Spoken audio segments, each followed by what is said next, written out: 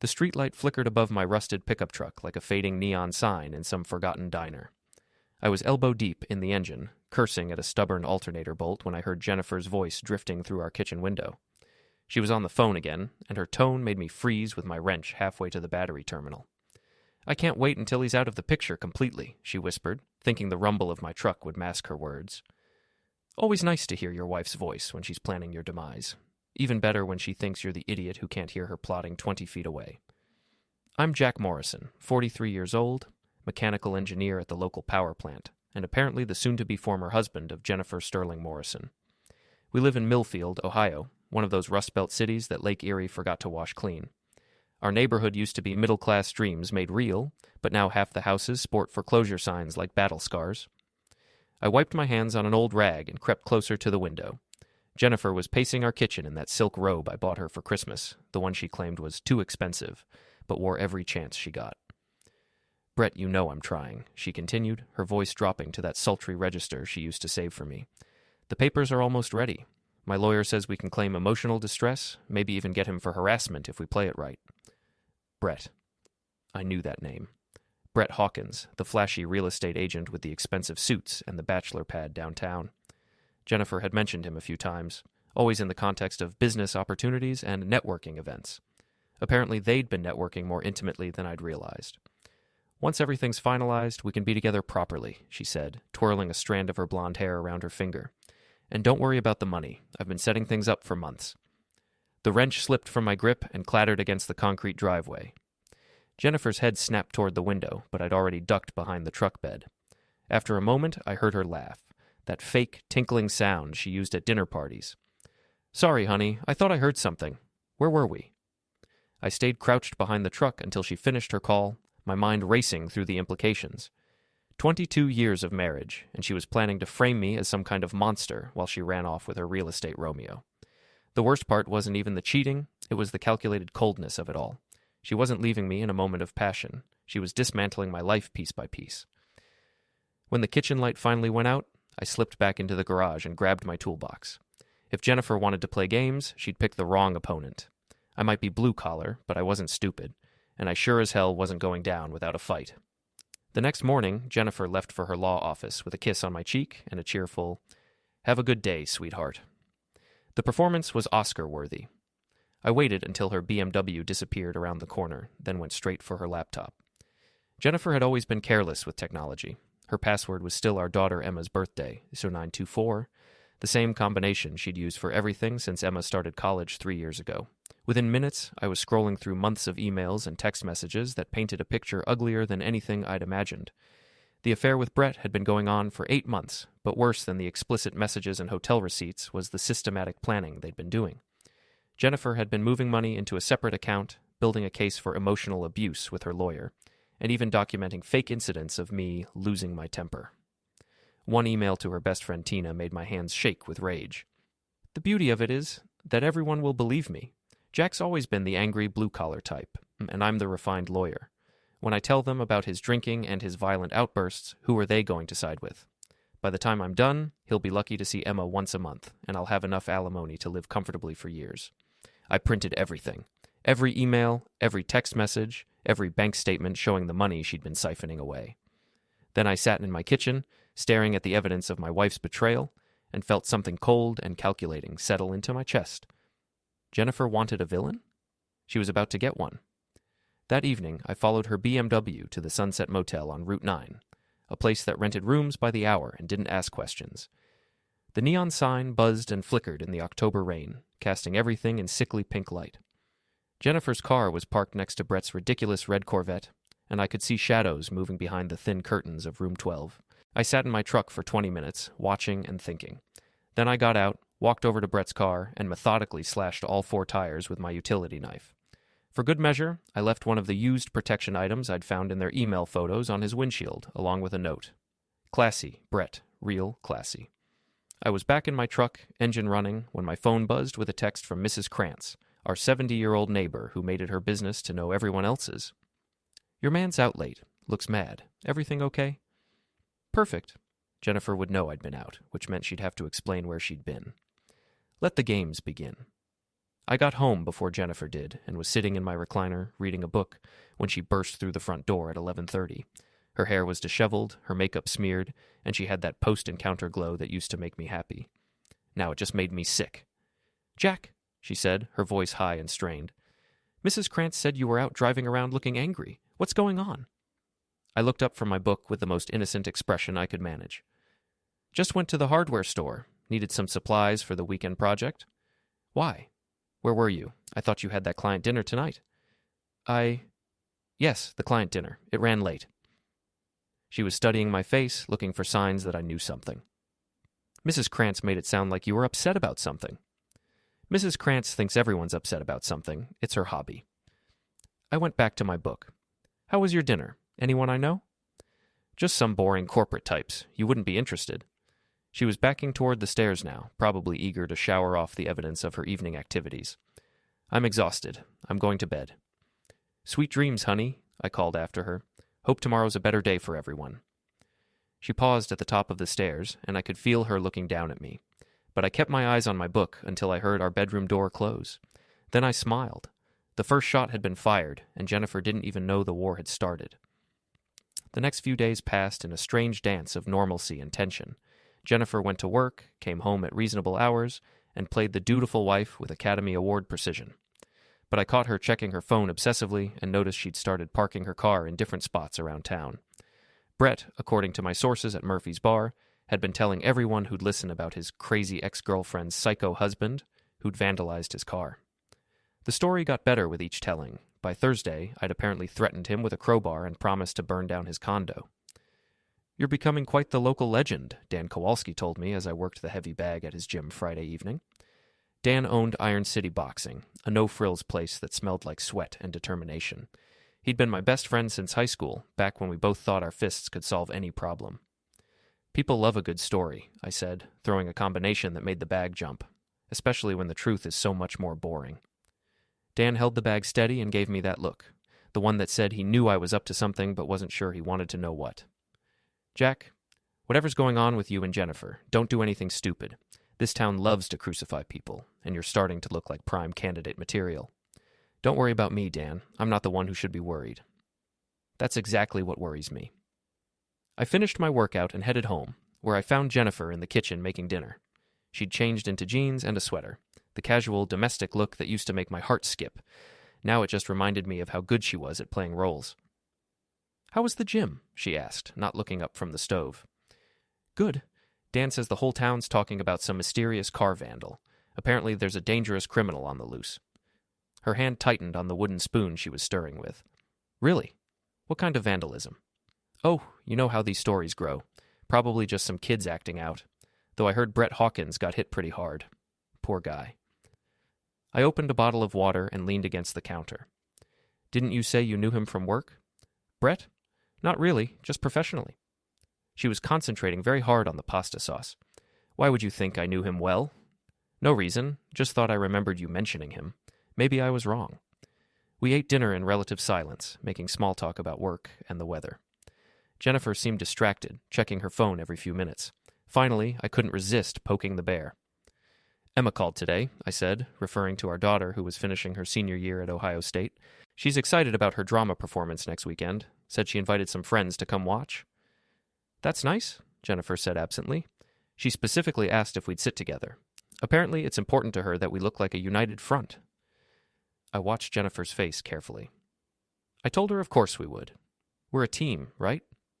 Jennifer's fork paused halfway to her mouth. "Right, of course, a team." "I'm looking forward to it.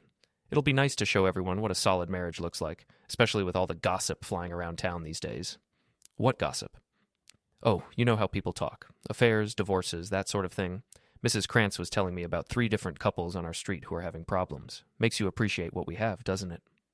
Jennifer nodded, but I could see the wheels turning behind her eyes. She was trying to figure out how much I knew, and the uncertainty was eating at her. After dinner, I went to my workshop in the basement while Jennifer disappeared upstairs with her laptop.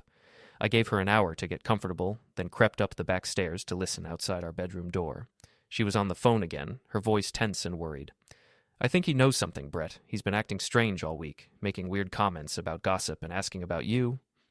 Brett's voice was too muffled for me to make out his words, but Jennifer's responses painted a clear picture. No, I don't think he has proof. He would have confronted me by now if he did. Jack's not subtle when he's angry. Another pause. The performance is next Saturday. Emma specifically asked us to sit together, so I can't avoid it. But maybe you should stay away. If he's suspicious... More muffled Brett. I know. I want to see you too. But we have to be smart about this. Just give me a few more weeks to finalize everything with the lawyer, and then we can be together properly. I'd heard enough. I slipped back downstairs and spent the rest of the evening planning my next move. Jennifer thought she was being smart, but she was about to learn that underestimating your opponent was the first step toward losing the war. Saturday morning, I got up early and drove to the gym. Dan was already there, working with one of his amateur fighters, but he waved me over when he saw me. You look like a man with something on his mind, he said. Just thinking about next weekend. Emma's performance. That's right. She's in that play at the high school. You must be proud. I am. Though I'm wondering if it might be interesting in more ways than one. Dan gave me that look again. Jack, whatever you're planning... I'm not planning anything, Dan. I'm just going to be a supportive father at his daughter's performance. What could be more innocent than that? With you? Plenty. I spent the rest of the workout thinking about the performance. Emma was playing Lady Macbeth in the school's fall production. Fitting, considering all the scheming and betrayal happening in my own life. The show was being held in the high school auditorium, which meant a captive audience of parents, teachers, and community members. All the key players would be there. Perfect. That evening, Jennifer announced she was going out with her friend Tina for drinks. She made a big show of getting ready, showering, doing her makeup, choosing the right outfit. For girls' night, she sure was putting in a lot of effort. Have fun, I told her as she headed for the door. Don't do anything I wouldn't do. What's that supposed to mean? Nothing, honey. Just have a good time with Tina. She studied my face for a moment, then grabbed her purse and left. I waited exactly 10 minutes, then got in my truck and followed her. Jennifer drove straight downtown to Martini's, the upscale bar where young professionals went to see and be seen. But instead of going inside to meet Tina, she sat in her car for 5 minutes, checking her phone. Then Brett's Corvette, now sporting 4 new tires, pulled into the parking space next to hers. They went into the bar together, and I parked across the street to watch. Through the large windows, I could see them at a corner table, leaning close together, her hand on his arm. They looked like any other couple on a date night, except she was still wearing her wedding ring. I sat there for an hour, watching my wife laugh at another man's jokes and touch his face with the same tenderness she used to show me. The rationale part of my brain knew I should drive away, go home, maybe call a lawyer in the morning. But the cold, calculating part that had been growing stronger all week had a different idea. I pulled out my phone and took several photos through the window. The lighting wasn't perfect, but it was clear enough to see Jennifer's face and Brett's distinctive profile. Then I sent a text to Tina. Hey, this is Jack. Jennifer left her phone at home and asked me to let you know she's running late for girls' night. Thanks for being such a good friend. Tina's response came back within minutes. Girls' night? We don't have plans tonight. Is everything okay? Perfect. Now I had proof that Jennifer was lying about where she was, photographic evidence of her with Brett, and a witness to her deception. I forwarded Tina's text to my own email account, then drove home to wait. Jennifer got home at midnight, slightly tipsy and smelling like expensive cologne. Definitely not the kind Tina wore. How was girls' night? I asked from my chair in the living room. Fine, just talked and had a few drinks. She was having trouble looking me in the eye. That's nice. Tina's such a good friend. You should have her over for dinner sometime. Maybe. I'm tired, Jack. I'm going to bed. Sweet dreams, honey. Tomorrow's another day. As she headed upstairs, I smiled in the darkness. The pieces were falling into place, and Jennifer still didn't realize she was playing a game she'd already lost. Emma's performance was scheduled for Saturday night, which gave me a full week to set the stage for my own dramatic production. I spent Monday morning at the bank, moving money from our joint savings account into a trust fund I'd set up in Emma's name. Perfectly legal, completely above board, and absolutely devastating to Jennifer's financial plans. The bank manager, a guy named Pete who'd handled our accounts for years, raised an eyebrows at the large transfer. This is quite a bit of money, Jack. You sure Jennifer's okay with this? It's for Emma's future, I said, signing the paperwork. Jennifer and I both want to make sure our daughter's taken care of, no matter what happens. No matter what happens?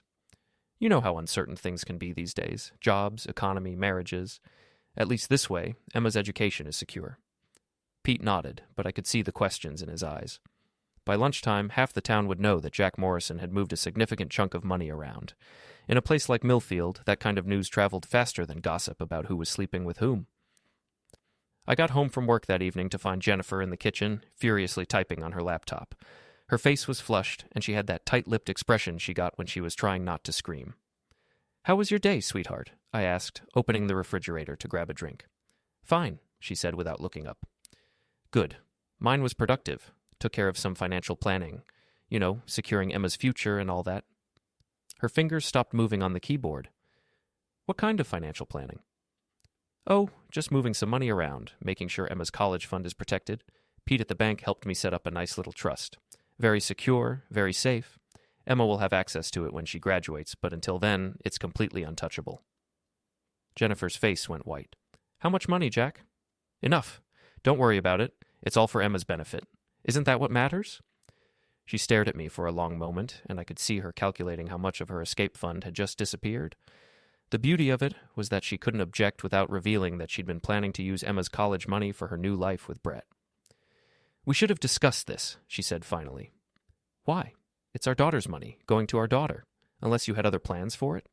"Of course not. I just think major financial decisions should be made together." "You're absolutely right. From now on, we should definitely discuss all our major decisions together. Complete transparency, no secrets, no hidden accounts or mysterious expenses. What do you think?" Jennifer closed her laptop and stood up abruptly. "I have some work to finish upstairs." "Of course you do. Don't let me keep you from your important business." She left the kitchen, and I heard her footsteps pounding up the stairs. A few minutes later, I heard her voice through the ceiling. She was on the phone again, and she wasn't happy. Tuesday brought a visit from Jennifer's parents, Richard and Margaret Sterling. They lived in the fancy part of town, in a house that looked like it belonged on a magazine cover. Richard was a retired judge who still carried himself like he owned the courtroom. And Margaret was the kind of woman who'd never worked a day in her life, but somehow managed to be exhausted by everything. They showed up at dinner time, unannounced, which was unusual. Normally, they called days in advance and expected us to rearrange our schedules around their convenience. "Jack," Richard said, shaking my hand with his usual firm grip. "We need to talk?" "Of course. Come in, sit down. Can I get you anything to drink?" "This isn't a social call," Margaret said, settling into our living room like a queen claiming her throne. "We're concerned about Jennifer." "Oh, what's wrong?" Jennifer appeared from the kitchen, looking nervous. She kissed her parents' cheeks and sat down across from me, her hands folded in her lap like a schoolgirl called to the principal's office. "She tells us you've been behaving erratically," Richard continued, "moving money around without consulting her, making accusations, following her around town." "Following her around town?" I looked at Jennifer with genuine surprise. "When did I follow you around town?" "You know what you've been doing, Jack," she said quietly. "The late-night drives, the suspicious questions, the way you've been watching me." "I've been watching you. Jennifer, we live in the same house. Of course I see you." "Don't play dumb," Margaret snapped. "Jennifer told us about your drinking, your anger issues, the way you've been treating her." "My drinking?" I laughed, genuinely amused. "I had 2 drinks last weekend at Dan's barbecue. And anger issues? Richard, you've known me for 22 years. When have you ever seen me lose my temper?" Richard frowned. He was a smart man, and he'd always liked me, at least until his daughter started filling his head with lies. "Jennifer says you've been different lately. Hostile. Threatening." "Threatening? Jennifer, what exactly did I threaten you with?" She looked at her parents, then back at me. "It's not what you say, it's how you say it. The way you look at me, the comments you make. You're trying to intimidate me." "Give me an example." "Last night, when you moved Emma's money without telling me, the way you talked about transparency and secrets, you were obviously accusing me of something."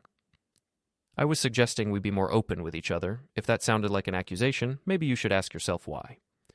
The room went quiet. Richard and Margaret exchanged glances, and I could see doubt creeping into their expressions. Jennifer had overplayed her hand, and they were smart enough to notice. "Look," I said, leaning forward with my most reasonable expression. "I don't know what's going on with Jennifer lately. She's been distant, secretive, working late more often than usual. I'm worried about her. Maybe she's under too much stress at work, or maybe there's something else bothering her. But I haven't threatened anyone, and I certainly haven't been drinking or following people around town." "Then explain the money," Margaret said. "I wanted to secure Emma's future. With the economy being uncertain and both of us working, I thought it would be smart to put her college fund somewhere safe. The trust will ensure she can finish school no matter what happens to our jobs or our..." I paused dramatically. Our marriage. Richard's eyebrows shot up. Are you having marriage problems? I hope not, but Jennifer seems to think I'm some kind of monster, so maybe you should ask her. All eyes turned to Jennifer, who looked like she wanted to disappear into the couch cushions. She'd expected her parents to come here and intimidate me into submission, but instead, she was the one being questioned. We're just going through a rough patch, she said finally. All marriages have them. Of course they do, I agreed. But they usually work through them together, with honesty and communication, not by running to Mommy and Daddy with wild stories about drinking and threats. Margaret's face flushed red. She wasn't used to being challenged, especially not by someone she considered beneath her social station. I think we should go, she said, standing up abruptly. Richard followed her lead, but he paused at the door. Jack, if you're having problems, maybe you should consider counseling. That's a great idea, Richard. Maybe we all should consider counseling. Sometimes it helps to have a neutral third party sort out the truth from the fiction. After they left, Jennifer and I sat in the living room in silence. She was staring at her hands, and I could practically hear the wheels turning in her head. That didn't go the way you planned, did it? I said finally. I don't know what you mean. Sure you do. You thought Mommy and Daddy would come here and put me in my place. Instead, they left wondering why their daughter is lying to them. I'm not lying. Jennifer, we both know that's not true. The question is, how much deeper do you want to dig this hole? She looked up at me then, and for a moment, I saw something like fear in her eyes. Good. It was about time she realized she wasn't the only one who could play games.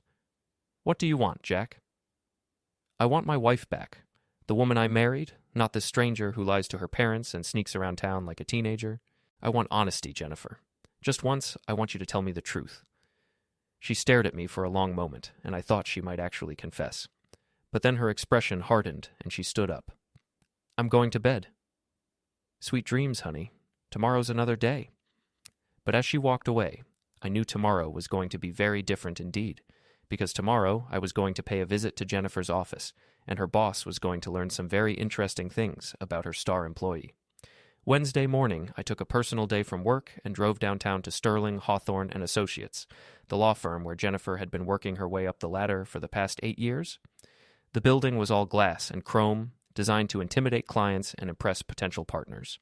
I'd been there exactly twice, once for the office Christmas party, and once to pick Jennifer up when her car was in the shop. The receptionist, a young woman with perfect makeup and a practiced smile, looked up as I approached her desk. Good morning. I'm here to see Ms. Victoria Hawthorne, I said. Do you have an appointment, Mr. Morrison? Jack Morrison.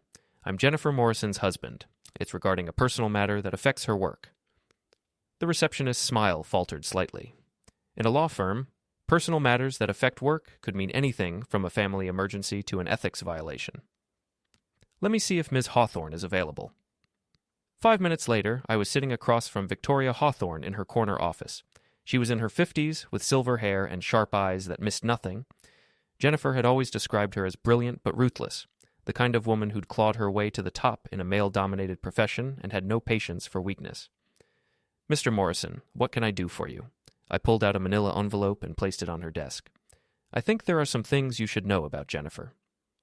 Victoria's expression didn't change, but I saw her hands tense slightly. What kind of things? The kind that could expose this firm to liability issues. Now I had her attention. I opened the envelope and spread out copies of Jennifer's emails and bank statements. For the past 8 months, my wife has been conducting an affair with Brett Hawkins, a local real estate agent. She's been using firm resources to communicate with him, meeting him during work hours, and planning to file false harassment charges against me as part of her divorce strategy.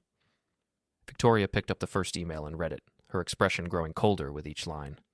She's also been embezzling from our joint accounts to fund her new relationship, and she's been fabricating evidence of domestic violence to strengthen her case.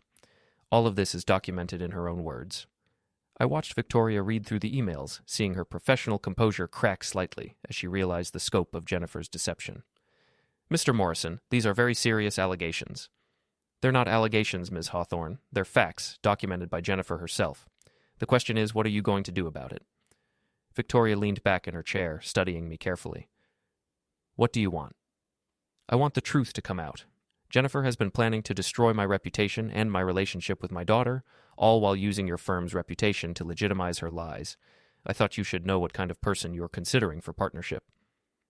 Partnership? Victoria's eyebrows rose. Who told you Jennifer was being considered for partnership? She did. Said the decision would be made after the Henderson case was settled. Victoria's expression grew even colder.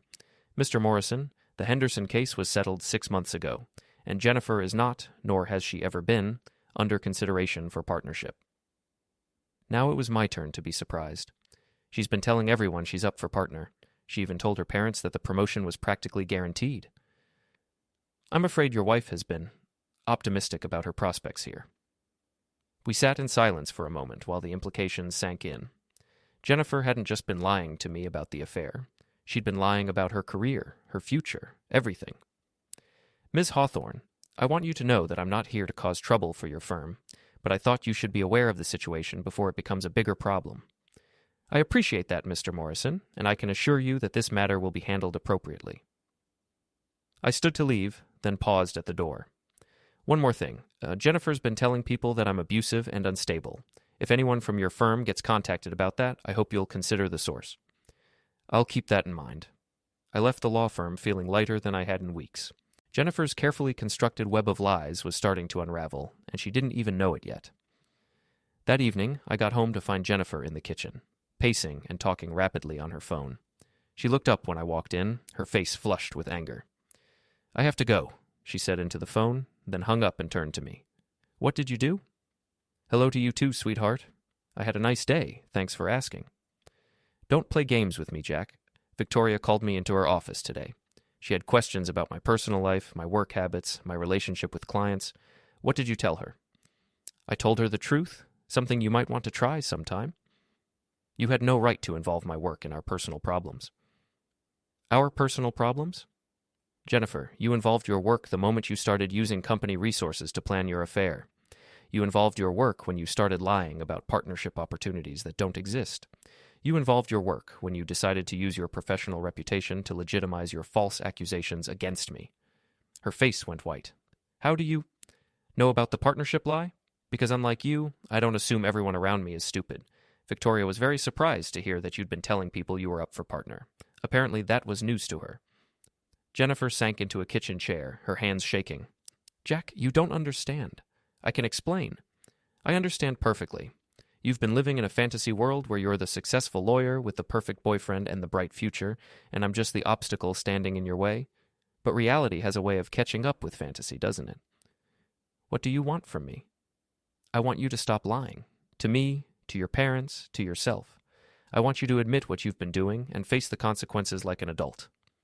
And if I don't? I smiled, and I saw her flinch at the expression on my face. Then Saturday night is going to be very interesting. What happens Saturday night? Emma's performance, remember? The whole town will be there. All our friends, all our neighbors, all the people you've been lying to for months. It should be quite a show. Jennifer stared at me, and I could see her trying to figure out what I had planned. But she was thinking like someone who still believed she was in control of the situation. She had no idea how thoroughly her world was about to collapse. Jack, please, let's talk about this rationally. We can work something out. We could have worked something out 8 months ago before you decided to cheat on me. We could have worked something out 6 months ago before you started planning to frame me for harassment. We could have worked something out last week before you sent your parents here to intimidate me. But you made your choice, Jennifer. Now you get to live with the consequences. I left her sitting in the kitchen and went upstairs to shower. Through the bathroom door, I could hear her on the phone again, her voice high and panicked. She was probably calling Brett, or maybe Tina, trying to figure out how much damage I'd done and how much more I could do. She was about to find out. Friday afternoon, I made one more stop before the weekend. Tina Walsh lived in a tidy duplex on the east side of town, the kind of place where young professionals lived while they saved up for something better. I'd always liked Tina. She was smart, funny, and had been a good friend to both Jennifer and me over the years. Or so I'd thought. Tina answered the door in yoga pants and an oversized sweater, her dark hair pulled back in a messy bun. She looked surprised to see me. Jack, what are you doing here? Hi, Tina. I was hoping we could talk. About Jennifer. Her expression grew guarded. What about Jennifer? About the advice you've been giving her, the plans you've been helping her make. I don't know what you mean. I pulled out my phone and showed her one of the emails Jennifer had sent her, the one where Jennifer thanked Tina for helping her see what she really deserved and for supporting her through this difficult transition. Tina's face went pale as she read her own responses, where she'd encouraged Jennifer to take Jack for everything he's worth and to make sure he pays for all those years of holding her back. Jack, You what, Tina? You were just being a good friend? You were helping her find happiness? You don't understand what it's been like for her, Jack. Jennifer's brilliant. She's talented. She deserves better than... Better than what? A husband who worked 2 jobs to put her through law school. A husband who supported her career even when it meant sacrificing his own opportunities. A husband who loved her enough to trust her completely. Tina stepped back, but I followed her into her living room. You want to know what I think, Tina? I think you've been jealous of Jennifer for years. Jealous of her marriage, her stability, her happiness. So when she started having doubts, you fed them. When she met Brett, you encouraged her. When she started planning her escape, you helped her rationalize it. That's not true, isn't it? Because from where I'm sitting, it looks like you've been systematically destroying my marriage for your own entertainment. Tina sat down heavily on her couch, her hands shaking. Jennifer wasn't happy, Jack. She hasn't been happy for years. So instead of encouraging her to talk to me about it, you encouraged her to cheat. Instead of suggesting counseling, you suggested lies and manipulation. Instead of being a real friend, you became her enabler. What do you want from me? I want you to be at Emma's performance tomorrow night. I want you to sit in the audience and watch what happens when the truth finally comes out. And I want you to think about the role you played in destroying a family. I left Tina sitting on her couch, staring at the floor. Tomorrow night, all the players would be in place for the final act of this particular drama. And unlike the tragedy Emma would be performing on stage, this one was going to have a very different kind of ending. Saturday evening arrived with the crisp bite of late October in Ohio. The high school auditorium was packed with parents, teachers, and community members, all dressed in their weekend best for the fall drama production. I sat in the 3rd row, saving a seat for Jennifer, who was running characteristically late. Emma looked magnificent as Lady Macbeth, commanding the stage with a presence that reminded me of her mother in better days. The irony of the play wasn't lost on me, a story of ambition, betrayal, and the consequences of choosing power over honor. Shakespeare would have appreciated the evening I had planned. Jennifer slipped into the seat beside me just as the first act was ending, murmuring apologies about traffic and work. She looked beautiful in a blue dress I'd bought her for our anniversary, and for a moment I felt a pang of genuine sadness for what we'd lost. She's incredible, Jennifer whispered, watching Emma take her bow for the intermission. She gets her talent from her mother, I replied, and saw Jennifer's quick smile before she remembered we were supposed to be enemies. During intermission, I spotted Brett lurking near the back of the auditorium, trying to look inconspicuous in his expensive suit. He caught Jennifer's eye and nodded toward the exit, clearly wanting her to join him outside. But Jennifer shook her head almost imperceptibly. She was still trying to maintain the illusion of being a devoted wife and mother. I'm going to get some air, she said, standing up. I'll come with you, I offered. That's okay, I just need a minute. But I followed her anyway, staying far enough back to avoid suspicion. In the lobby, I watched her approach Brett, who was standing near the trophy case looking agitated. What are you doing here? She hissed, glancing around to make sure no one was watching. We need to talk, Brett said, his voice carrying more than he probably intended. Something's wrong. My business partner got some weird questions this week about my client relationships, and my ex-wife called asking about my finances. Jack went to see Victoria, Jennifer said. He knows about us. How much does he know? Everything. The emails, the money, all of it. Brett ran his hand through his perfectly styled hair, destroying the careful arrangement. This is bad, Jennifer. Really bad. If this gets out... It won't get out. Jack's not stupid enough to make a public scene. I smiled in the shadows. Jennifer still didn't understand what kind of man she was dealing with. She thought I was the same predictable, conflict-avoiding husband I'd always been. She was about to learn otherwise. The lights blinked, signaling the end of intermission. Jennifer and Brett quickly separated, with Brett heading for the exit and Jennifer returning to her seat. She looked nervous now, her hands fidgeting with her program. Everything okay? I asked as she sat down. Fine, just needed some air. The second act began, and Emma once again commanded the stage. But I was watching the audience now, cataloging who was there. Richard and Margaret Sterling sat 2 rows behind us, whispering to each other and shooting occasional glances in our direction. Dan was there with his wife, giving me a concerned look that I pretended not to see. Mrs. Krantz sat with a group of other neighborhood women, her sharp eyes missing nothing. Perfect. All the key witnesses were in place. As the play reached its climax, Lady Macbeth's descent into madness and guilt, I felt my phone vibrate with a text message. I glanced down to see a message from an unknown number. Check your email, now. I opened my email app and found a message with no text, just a video attachment. I downloaded it quickly, then watched the first few seconds with growing amazement. Someone had recorded Brett and Jennifer's conversation in the lobby, and the audio was crystal clear. The message came from Tina's phone number. Apparently, our conversation yesterday had affected her more than I'd realized. As Emma delivered Lady Macbeth's final soliloquy, I made my decision. I stood up, ignoring Jennifer's confused look, and walked to the front of the auditorium. The drama teacher, Mrs. Patterson, was standing in the wings, but I caught her attention and whispered something in her ear. She looked shocked, then nodded reluctantly. Emma finished her scene to thunderous applause, and the cast took their bows. But instead of the lights coming up for the final curtain call, Mrs. Patterson stepped onto the stage. Ladies and gentlemen, before we conclude tonight's performance, one of our parents has asked to make a brief announcement. A murmur went through the audience as I walked onto the stage. Emma looked confused, but smiled at me encouragingly. Jennifer, still in her seat, had gone completely white. Thank you all for coming tonight to support our talented young actors, I began, my voice carrying easily through the auditorium's sound system. Emma, you were magnificent, and I'm incredibly proud of you. Emma beamed, but I could see the question in her eyes. This wasn't normal dad behavior. I also want to thank you all for being such a supportive community over the years. Millfield is the kind of place where people look out for each other, where we value honesty and integrity, where we don't tolerate people who lie and cheat and manipulate others. The murmur in the audience grew louder. Jennifer had stood up and was trying to make her way toward the exit, but the row was packed, and she couldn't get past the other parents. Some of you have heard rumors lately about my family, about problems in my marriage, about my supposedly unstable behavior. I want to set the record straight. I pulled out my phone and connected it to the auditorium's sound system.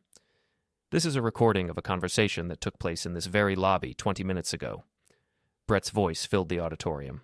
Something's wrong. My business partner got some weird questions this week about my client relationships. Jennifer's voice followed. Jack went to see Victoria. He knows about us. How much does he know? Everything. The emails, the money, all of it. The auditorium erupted. Parents were turning in their seats, looking for Jennifer and whispering to each other. Emma stood frozen on the stage, her face a mask of shock and confusion.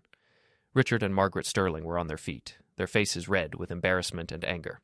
But I wasn't done. For 8 months, my wife has been conducting an affair with Brett Hawkins while planning to divorce me and take everything I've worked for. She's been lying to her parents, her friends, her co-workers, and her daughter. She's been stealing money from our joint accounts and fabricating stories about domestic violence to strengthen her legal position. Jennifer had finally made it to the aisle and was running toward the exit, but Dan had moved to block her path. He wasn't going to let her leave before this was finished. She's been telling people that I'm unstable, that I'm abusive, that I'm a danger to her and our daughter. But the only dangerous person in this situation is someone who's willing to destroy a family and ruin an innocent man's reputation to get what she wants. I held up a stack of papers. I have emails, text messages, bank records, photographs, and witness statements that prove everything I've just said. Jennifer Morrison is a liar, a cheat, and a manipulator, and I want everyone in this community to know exactly what kind of person she really is. The auditorium was in chaos now. People were shouting, some at Jennifer, some at me, some at each other. Emma had tears streaming down her face, but she was looking at her mother with an expression of betrayal that cut deeper than any anger could have. Jennifer, trapped between Dan and the crowd, finally turned to face me. Her beautiful face was twisted with rage and humiliation. "You bastard!" she screamed. "You planned this. You manipulated all of this." "I plan to tell the truth," I replied calmly, "something you might want to try sometime. You've destroyed everything. Our family, our daughter's future, everything. No, Jennifer. You destroyed our family the moment you decided to cheat on me. You destroyed our daughter's future when you chose lies over honesty. You destroyed everything that mattered, and now you're facing the consequences." Security guards were moving through the crowd now, trying to restore order. But I'd said what I came to say. I walked to the edge of the stage and looked down at Emma, who was still standing there in her costume, looking lost and broken. "Emma, I'm sorry you had to find out this way, but I couldn't let her keep lying to you, to everyone. You deserve to know the truth." Emma nodded slowly, wiping tears from her cheeks. Then she walked over to where Jennifer was standing and looked her mother in the eye. "Is it true?" she asked quietly. Jennifer opened her mouth, probably to lie one more time, but nothing came out. The truth was written all over her face. Emma turned away from her mother and walked back to me. "Dad, can we go home?" "Of course, sweetheart. We can go home." As we walked toward the exit, the crowd parted in front of us. Some people looked at me with shock, some with admiration, some with disgust. But they all looked at me with respect. I was no longer the foolish husband who didn't know his wife was cheating. I was the man who'd fought back and won. Jennifer was left standing in the middle of the auditorium, surrounded by the wreckage of her carefully constructed lies. Her parents wouldn't look at her. Her friends had turned away. Her lover was nowhere to be found. She'd wanted a villain? She'd gotten one. But it wasn't the villain she'd expected. As Emma and I walked out into the cool October night, I felt something I hadn't experienced in months. Peace. The war was over, and I'd won it on my own terms. No violence, no criminal behavior, no destruction of property. Just the truth, delivered at exactly the right moment to exactly the right audience. Jennifer could keep the ashes of her old life. I was taking the fire and starting fresh. Villains get all the best lines, I murmured as we reached my truck. What did you say, Dad? Nothing, sweetheart. Just thinking out loud. Tonight, I'd written the script, and for the first time in 8 months, I was the hero of my own story.